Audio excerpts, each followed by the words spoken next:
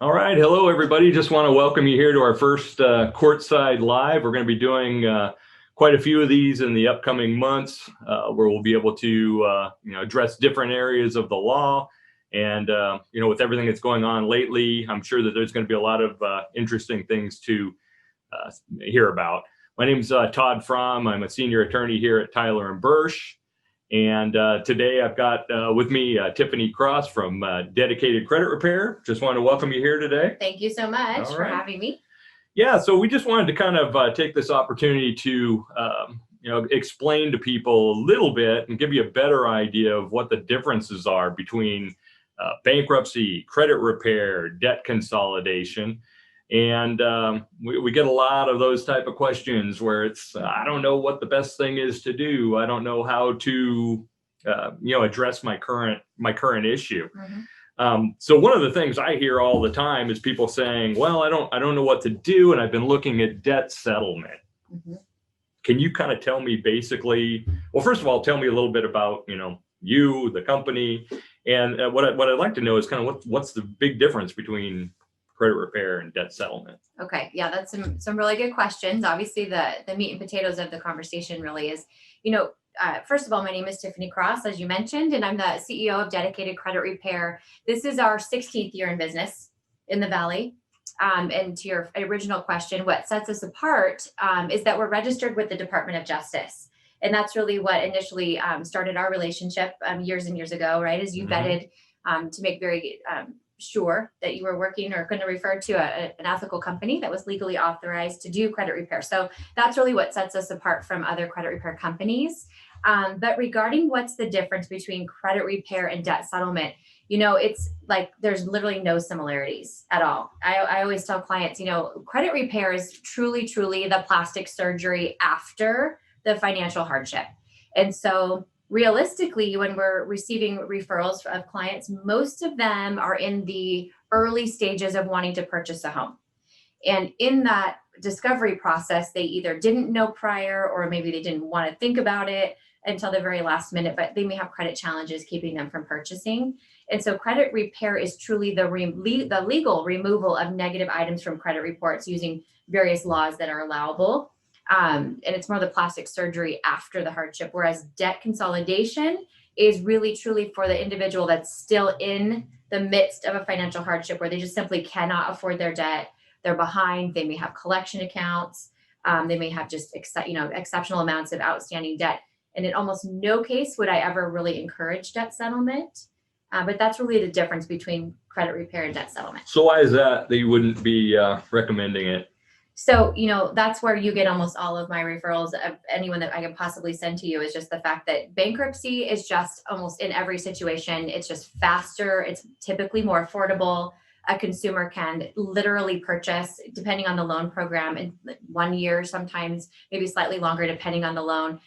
But you can avoid the lawsuits that come along with the debt settlement client. So debt settlement clients will go into these repayment plans, and they're, trusting, that's going to end their issue. And really what we find is that most of those clients end up getting judgments filed against them by their original creditor, which becomes then, potential wage garnishment. So right. I'm just not a fan. Okay. Yeah. I'm just kind of curious. I mean, one of the things that we, a lot of times you talk about these people coming to you and they're in the early stages of wanting to buy a house. Mm-hmm. And they say, well, I've got this bad credit. And, let's say that they come into you and they've got a 500 credit score and they're trying to purchase a home. Mm-hmm. How does that actually work in reality? What do you guys have to do? What type of work gets done to try to help somebody? So that's the secret sauce, right? So at the end of the day, truly what we do is we just utilize various consumer laws to the advantage of the consumer. So for example, the most well-known law would be the Fair Credit Reporting Act. There's the Fair Debt Collections Practices Act. There's a lot of different, and recently even the CARES Act, that we utilize to dispute information on a credit profile. So for example, per the Fair Credit Reporting Act, an item, any sort of information on a credit report needs to be 100% accurate. It has to be 100% verifiable within 30 days. And then of course it has to be placed in a timely manner. So a collection company, for example, cannot re-age a collection and repenalize a client over and over for the same debt. That happens with a third of all collection accounts. So we've just simply mastered the art of finding those errors and finding those basic violations, frankly, and then holding the credit bureaus accountable to that verification process. So that re-aging, is that like where they would assign it to another collector, and at that point they would consider it a new debt? Is that what they typically do? So let's assume you owe Verizon Wireless $1,000 and you don't pay. It becomes a charge-off, and then that charge-off becomes then sold off. So it gets sold to a secondary collection company like RJM Collections. RJM then purchases that debt for pennies on the dollar, reports a different amount, usually with penalties and interest. So they actually are making money, a tremendous amount of money, and it's called something new. So instead of Verizon Wireless, it's now RJM Collection. So it doesn't even look like the same collection debt. And so in that case, of course, it's been re-aged, it's repenalized the client. And at that point in time, we have a violation of the FCRA immediately. So in those cases, we work that way. But also, too, it's important to know if you're trying to buy a home, there's mortgage underwriting guidelines in addition to FICO score requirements. And so that's really where we come alongside, mortgage lenders to assist in that. Okay. Yeah. So I know that this is probably like a little bit of a loaded question because it's going to depend on circumstances. But generally, somebody walks into your office, how long does this whole process take to get their credit cleaned up? So on average, and again, we're real careful with the whole, like, how long does it take question, and what's my FICO score going to do? Realistically, we know that 35% of the FICO score is calculated on payment history. So if a consumer comes to us with a 580 FICO, for example, which is pretty standard, 560, 580, we know that the mortgage guidelines generally require a 640 to 680. So it is not uncommon for a consumer to go, with about 4 or 5 months, be up 100 points in our program. Wow. So although it's not an overnight fix, which a lot of times all clients want an overnight, solution. I don't have a magic pill. But realistically, most of these financial hardships took years to acquire. And so, just investing a short, few months is really all it takes to go up, several hundred points. Okay. Yeah. I want to take a quick pause here real quick and let you know that if anybody has any questions, you can post those on here. Is that correct? We're basically just post your questions. We're happy to help you out and see if we can answer those in the chat. So I know there's been this issue of like this crossover between bankruptcy and credit repair. And I know one of the things that people come to us all the time is they'll be asking about these differences: credit repair, debt consolidation, Chapter 7 bankruptcy, Chapter 13 bankruptcy. And I just wanted to kind of give a quick little overview. Thanks for explaining the differences between debt consolidation and credit repair. One of the big issues on the Chapter 7 versus Chapter 13 are going to be, one of them, the Chapter 7 is a debt liquidation. So basically what happens is you come in, if you qualify for that Chapter 7 bankruptcy, you're allowed to file the bankruptcy. And typically within 4, maybe 5 months, you have a discharge of that bankruptcy and all those unsecured debts go away. So one of the big differences between the 7 and the 13 is if you don't qualify for the Chapter 7, and I'll go over the reasons why that would be, you can still get into a Chapter 13 bankruptcy where you are then repaying those unsecured debts out of your disposable income over the course of the plan, which is typically 5 years. So, clearly, I mean, it's going to be in most people's best interest to do the Chapter 7. It's a quicker way to get through the process. It's an easier way to actually be able to get out from under the debts rather than, having to continue to make these payments on these ongoing debts. So the questions that I get after that are going to be, questions about, well, what do I need to do to qualify for the Chapter 7 bankruptcy? And back in 2005, they put a Bankruptcy Fraud Prevention Act into place, which was in large part sponsored by the credit card companies, that were trying to make sure that people were not filing Chapter 7s and walking away from debt that they could otherwise pay. And as part of that, they put into place a median income test and a means test. So as long as you qualify under the median income level for a family of your size, you are, you qualify. You're able to file the Chapter 7. So for California, these numbers are all also set out by the Department of Justice, and it's dependent upon the number of people that are living in your household. So for instance, in a family of 4 in California, if your family makes currently $101,315 a year, you automatically qualify for the Chapter 7. There are no other tests that need to be done. Now, what happens after that is, if you did not qualify, let's say that your family had more than that, you were $150,000 a year for your family of 4. It doesn't automatically mean that you're disqualified from filing the Chapter 7. You then have to step up to the means test, where they're going to be using IRS standard deductions to subtract that off of your gross wage to find out if you then qualify under the limit. Beyond that, I mean, what ends up happening, I mean, I just kind of lay out for you basically how this works is, once you file a Chapter 7 bankruptcy, all of your property, everything you own, becomes property of the bankruptcy estate. And there is a Chapter 7 trustee that's assigned to your case, and his or her job is basically to take all of your stuff and sell it and use that to pay off the unsecured creditors. So, and that sounds really horrible, but what ends up happening is each state has a series of exemptions. California has 2 series of exemptions, the 703 and the 704 exemptions.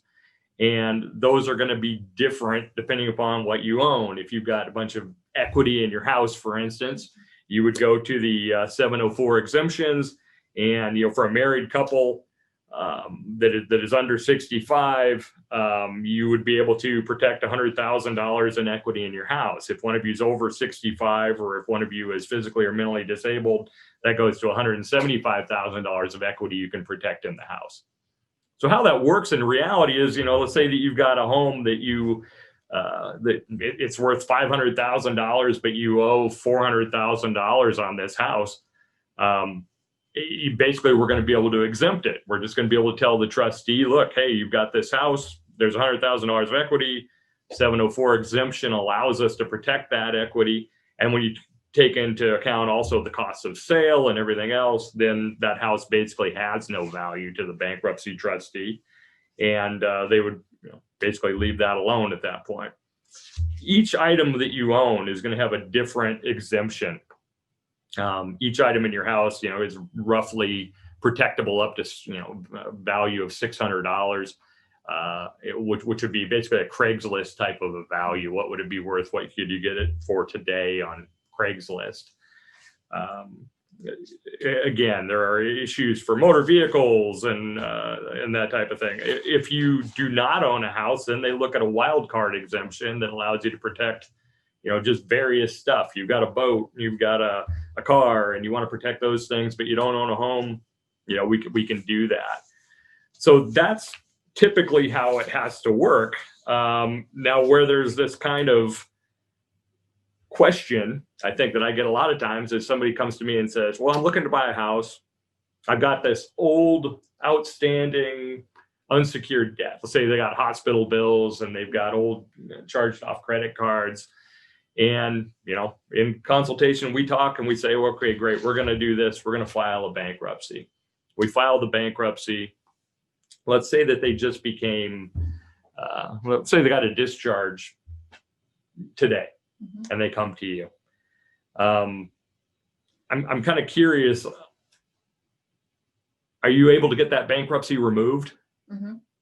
Yeah. It's not hard to get a bankruptcy removed. An ethical credit repair company would, of course, never guarantee a removal because, of course, it has to be unverifiable. So at this point in time, I'd say bankruptcies, generally speaking, have to be about a year old, discharged, by the way. If you don't get them removed, then I always have to write it down because for whatever reason, my brain scrambles it. But a Chapter 13 would automatically fall off in 7 years. And you've got the Chapter 7 that would fall off in 10. So that scares people. And they think, wow, this is going to affect me for 10 years. And we think, okay, we got to look at it from the standpoint of it can be reported for 10 years, but it doesn't really affect any buying potential. past a year to 2 years, sometimes 3 or 4, depending on the type of loan. But the reality is that if you didn't file the bankruptcy, you were probably 6, 7, 8 years away from qualifying anyways, because the newness of that late debt is just snowballing with interest and penalties. And the date of last activity on the credit report is updating every month to be new. So, at this point, I think ultimately at the end of the day, the biggest concern or question that I get from consumers is, okay, if I go the bankruptcy route, and it's discharged, that means it's no longer impacting my credit. And the truth is, no, it is. Just because it says the debt has been discharged, or it shows a zero balance, or it says taken care of through the bankruptcy, it's still included in the bankruptcy, meaning it's still a derogatory account, even though the balance may say zero. So an included in bankruptcy account is still derogatory, just like the bankruptcy itself.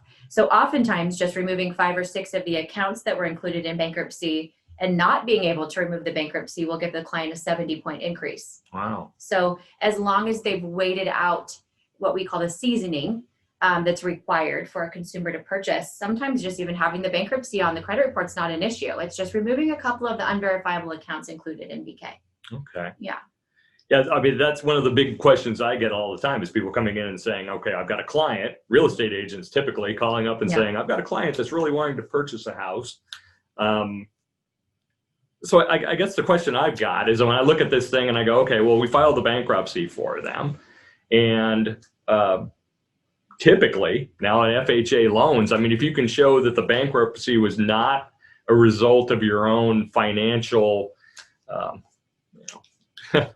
ineptness, life choices. Yes. If there was some other issue that was going on that made it where that's why that happened. Mm-hmm. I mean, potentially you're looking at within a year qualifying on an FHA loan. The problem I would see though is it's like, okay, you finish the bankruptcy and you wait that year.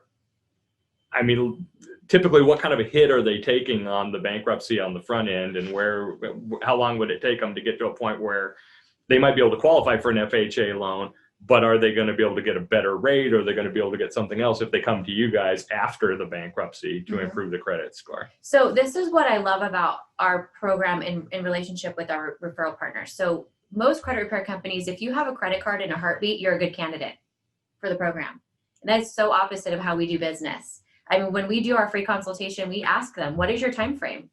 How soon do you need to purchase? Do you have any money to settle collection accounts? Do you, because realistically, every underwriting guideline is a little different. There's overlays on top of a standard FHA program. Then there's, of course, they have to sell the loan. Mm-hmm. So what people Google FHA to be isn't always really the real story, because if they're going to sell the loan on the secondary market, which they mostly do, then there's going to be overlays. So I like to just encourage clients, although I get it that the end goal is to purchase a home, the cart's a little before the horse right now. You got to be on solid foundation. Mm-hmm. And right now you're sinking. I mean, for the most part, when clients come in, even considering a bankruptcy, they're literally treading water like with a brick around their ankles. So our job is to give them a roadmap and a game plan and some hope, and realistically help them fast track to the end result, which is homeownership. So to really, truly what I like to do is say, okay, let's look at every collection account that's open. What's your debt amounts? What is your affordability? Because right now, if you can't even frankly afford credit repair, some people are $79 a month, they can't pay it. So that tells me they're really not a good candidate yet. They're still having the hardship. And so that's where we got to put them on track. And frankly, they probably need to go to you. So that kind of brings another question then. You just mentioned some amount per month. Mm-hmm. How do you guys charge typically for doing the? So not enough. No, yeah. So, ethically and of course legally, the Department of Justice regulates everything we do. Okay, so in the state of California, we can charge an enrollment fee, which we do. That's a one-time enrollment fee of $199. But the cost of the program itself has to be billed in arrears. So essentially we work and then we get paid the following month. It's $79 a month. There's no contract, there's no cancellation fee. It's a results-driven program. So if we weren't doing a great job, we don't get paid. Frankly, we don't get paid half the time we are doing a great job, unfortunately. But nonetheless, we abide by that law. So it's $79 a month, all in. If a client was in the program 6 months, it may or may not be $500-ish. So, if they're looking at a $500,000 home and they're trying to purchase, it's really kind of a drop in the bucket as far as the freedom that comes from going from a 500 to a mid-6 FICO score.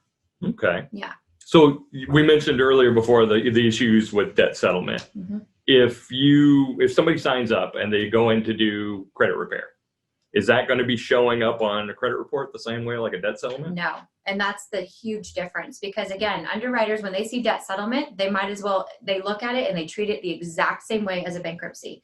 And yet they're still going through it. They could have just had the bankruptcy been completed and moved forward. So credit repair is 100% not that. So when a client hires us, it is us working on their behalf. So they sign a limited power of attorney, allowing us to perform work on their behalf. So nothing is reported. It's not a program that they participated in, according to their credit report. Okay. Yeah, another huge perk.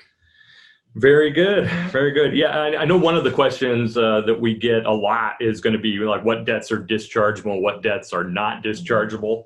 Again, we talked about this a little bit earlier with the fact that it's primarily unsecured debt. I mean, that we're looking at. People are coming in, they've been in the hospital. They had some type of a family situation where they've incurred large medical debt, or we're seeing a lot of, obviously, the results now of the whole COVID thing. We've got restaurants and businesses that have been closed since, March in some cases.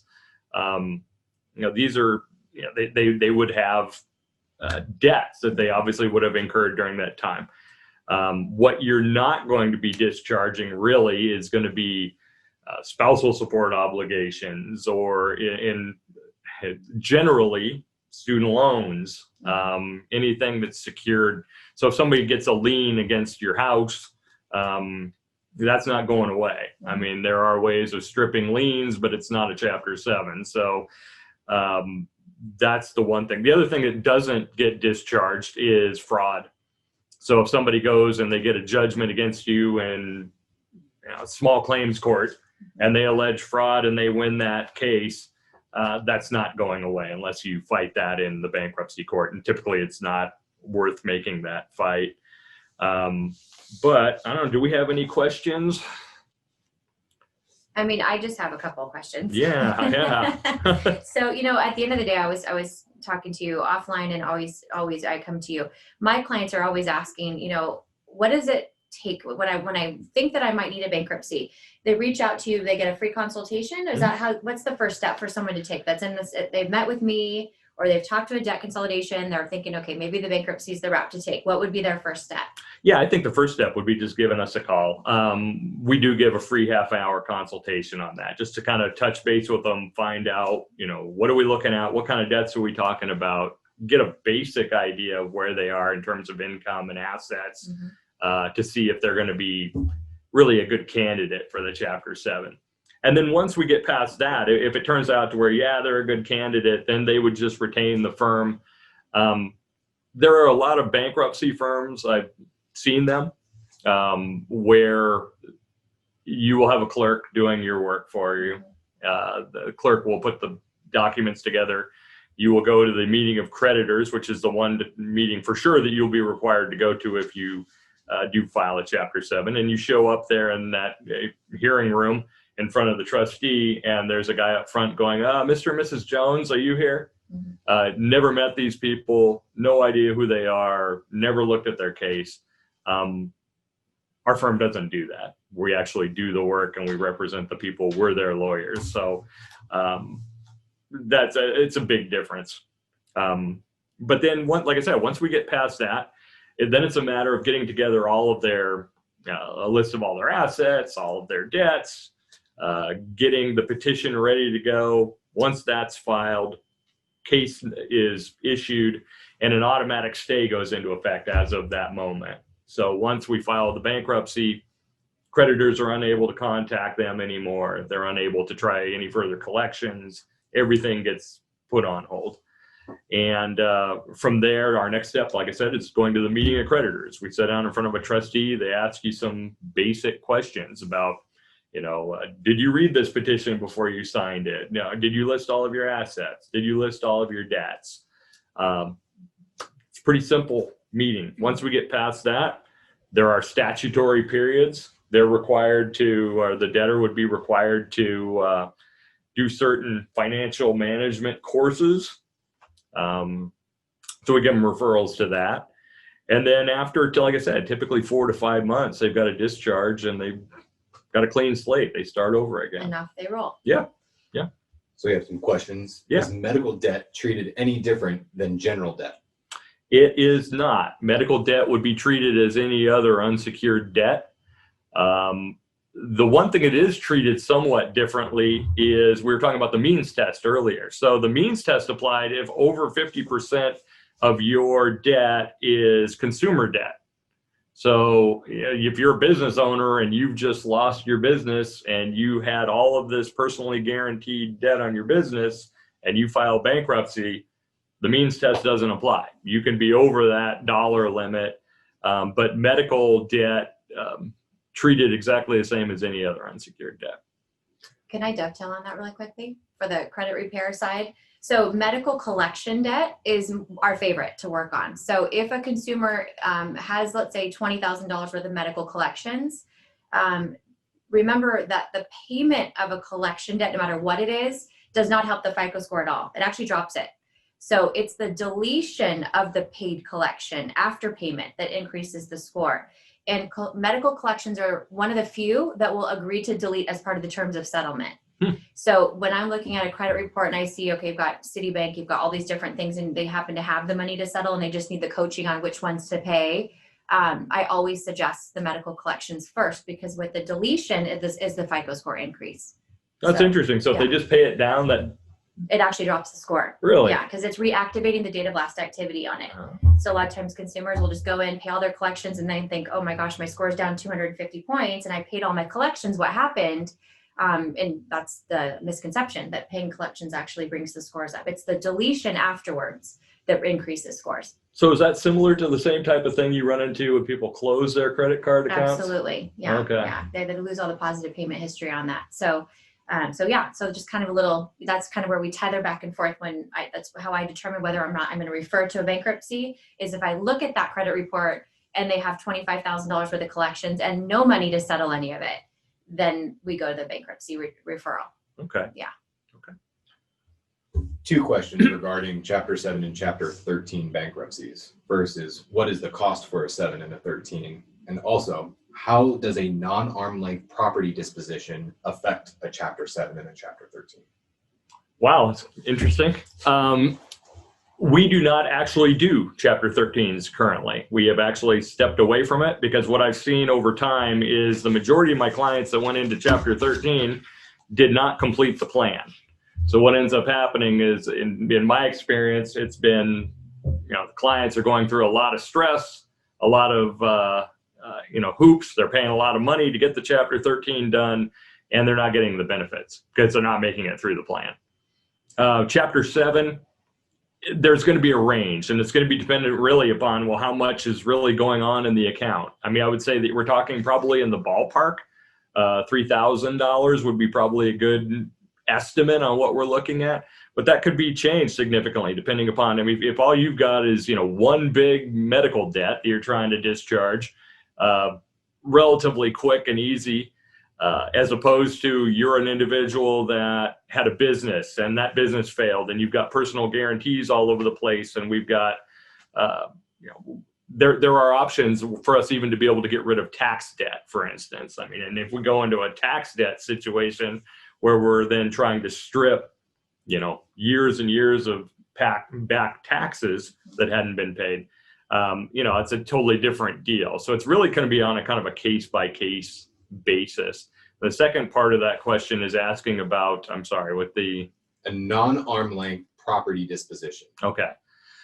So I'm kind of guessing as to what the option is. Normally what I would be thinking you're meaning in that question is you're contemplating a bankruptcy and you've got an asset and you transfer that asset to somebody, family member, close friend, something else, in an effort to not have that piece of property become part of the bankruptcy estate. And that would absolutely be considered a fraudulent transfer.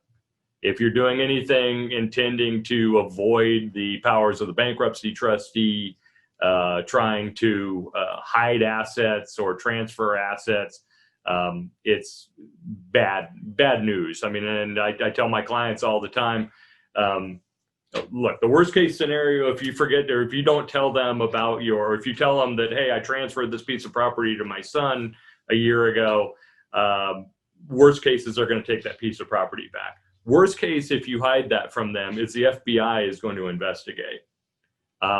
It's a federal court, and I would definitely recommend that you don't do that. There are also look back periods too. So for instance, if you transferred to somebody in your family 5-6 years ago, you might be okay. If you did it within the last 4 years, you're going to be within the look back period, and then potentially you've got issues. Okay. Another question, some credit is closed by the creditor because of lack of use. How do we get that negative credit removed? And why does the consumer suffer under these circumstances? Because what makes good financial sense never makes good FICO sense. And I talk a lot about FICO health and wellness versus financial wellness. I just actually posted on Dedicated Credit Repair's page today an article on that. The credit card companies are what sponsor and create the FICO score algorithm that we all live and die by. So at the end of the day, if we all follow Dave Ramsey and Susie Orman and all of the financial gurus that are out there, talking about becoming, living financially free, then we're debt free and the credit card companies don't prosper. And so of course we have to be penalized for that. So realistically, closing a credit card or paying it off and closing it closes the trade line. It shows it at the end of the road. Is suddenly you don't have any positive credit on that. Same thing when you pay off a car. You have an installment loan for 3 to 5 years. You make excellent payments on it, and then you pay it off. Well, then that trade line is now closed. So there's no positive credit reporting. I see this a lot with refinances. People will refinance their home, which essentially pays off an installment loan, and then it begins a new loan with better terms. So on both ends of that transaction, you're penalized pretty substantially. So none of those things should ever happen within 6 months of purchasing a home. And realistically, that's always for any sort of credit line. But installment loans are literally the biggest hitters of that. So again, revolving lines of credit are treated completely differently than installment loans. But installment loans are tricky. Student loans, for example, a lot of medical debt is installment debt. Things like vehicle tires and things like that. So you have to be really careful that you don't pay off installment loans within 6 months to purchasing. Another question, how can you tell if a creditor has the ability to report to a credit bureau? So I've never seen one not report to a credit bureau. So I think it's important that really what you need to ask is, are they reporting to all three? Because a creditor has to pay to report. So it's not uncommon. For example, we see this a lot with rentals. So like you may see that let's say you missed a payment. Well, a lot of times if you're renting an apartment, for example, and you break a lease, you might see that Kimball Tri-Re is only reporting to TransUnion. Well, that's because typically they only pay to report to one bureau. So when you have not identical information reporting to all three credit bureaus, that's why you have the high, medium, and low FICO scores. So it's very rare that a creditor wouldn't report, but it isn't rare that they wouldn't report to all three. All right. We did have one other question, and you kind of mentioned it just then. It was a student loan issue. Obviously, that's been like huge lately. The discussions about what's going to happen with the student loan debt. It's a massive amount of debt. And 98 was the first time that the courts kind of addressed it. And the Ninth Circuit at least came out with something called the Bruner test, which was a 3-part test to determine whether a student loan debt could be discharged. And the question was whether that student loan debt represented an undue hardship on the debtors. And the 3-part test basically then would ask on if the debtor cannot maintain the minimal standard of living for him or herself and their dependents unless the debt was discharged. The debtor's circumstances are such that this situation is likely to continue into the future, and the debtor has made good faith efforts to pay back the loans. Now, what that effectively meant in bankruptcy courts was that nobody got a discharge of their student loan debt. There were very few occasions when they did, and they were typically like the type of thing where person goes to medical school, comes out as a neurosurgeon, and then loses her hand in a car accident. She's got now $500,000 in student loan debt. and no ability to do her profession. There's no way she's ever going to pay that back despite good faith efforts. So those were the type of cases that we're getting through. But then in 2013, basically the Ninth Circuit said, hey, this is a little too narrow. Let's widen this out a bit. And then under the new guidelines in 2013, they basically determined that there should be a balancing of the duties of the debtor against the hardship of the debtor that they're undergoing.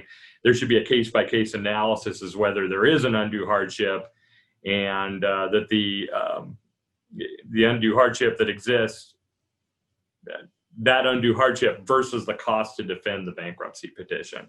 So that's kind of where we've been. It's been still this kind of, when people say, can you discharge student loan debts? The answer is not normally, but sometimes. Now, what's going on now, it has been kind of a little startling.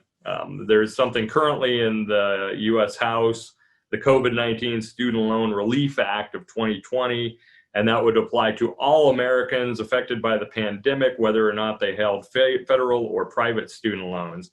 And that would amend Chapter 11 of the Bankruptcy Code, which is Chapter 7, Chapter 13, all of that is in that code, to allow federal and private student loans to be dischargeable for any American whose income has been reduced during or as a result of the COVID-19 outbreak, or who has had primary income earner and their family die or become permanently disabled as a result of COVID-19. So that part sounded very, open, like, hey, this could be pretty big. Now, what, as typically happens, there are other limitations on this bill that's there. The latest one is they're saying that income must have declined by at least 20%, and the prior year's income must have been less than $75,000. Or the income fell by at least 30%, and the prior year's income totaled $75,000 to $125,000, or the income dropped 50% if the prior year's income was greater to $125,000. So if you've got somebody that's out there and, last year they made $150,000, and this year as a result of COVID, now their income is $75,000, then if this bill gets through, and again, right now it's just in the House, it's still got to get through there, and then it's got to get to the Senate, get approval by the president. We don't know what's going to happen with it, but this is the type of stuff they're talking about, that there could potentially be a discharge finally of student loans. So we'll see. Those of us that paid off our student loans aren't real thrilled about it, but anyway. Yeah, absolutely. The COVID-19 credit industry has just literally tipped things on its head in a lot of ways as well. So anybody that was in a loan forbearance, whether they wanted to be or didn't want to be, I know a lot of my clients are calling saying, I never ever asked for my car to go into forbearance, and now it is. And now my score dropped 60 points. Well, again, as we talked about, when you're no longer reporting positive history, when you didn't want to delay a payment, you're going to see an decrease in score. So for people out there that have any credit questions relating to COVID, whether it be deferment, the words natural disaster are hitting credit reports too, which we can clearly undo that. And then frankly, any CARES violations. So if a creditor wasn't legally allowed to put a 30-day late on a credit report due to an agreed upon forbearance, loving those are coming off within 30 days as well. So lots of changes in our industry for sure. So when the president came out and basically they said that they were going to make it to where there are going to be no student loan payments due for the rest of the year, I believe through December 31st. Are those type of forbearances? I mean, do those have a negative effect, even if these were not asked for by the credit? What's interesting is the answer is so unknown to that, because there's so many moving pieces that normally there was 5 other changes that happened on each consumer profile. So it's hard to know if that one thing is the reason why their scores are different. We have had case studies of, hundreds of people now that are coming to us nationwide, frankly, with various times where they're like, my score dropped, my student loans aren't reporting, but their vehicle also stopped reporting, or they ran their credit 15 times trying to refinance. And they had, a huge, myriad of things that happened at the same time. So we can't necessarily pinpoint specifically the student loan issue. But I can tell you that the creditors not reporting on-time payments in fear of being in violation of the CARES Act made a huge impact.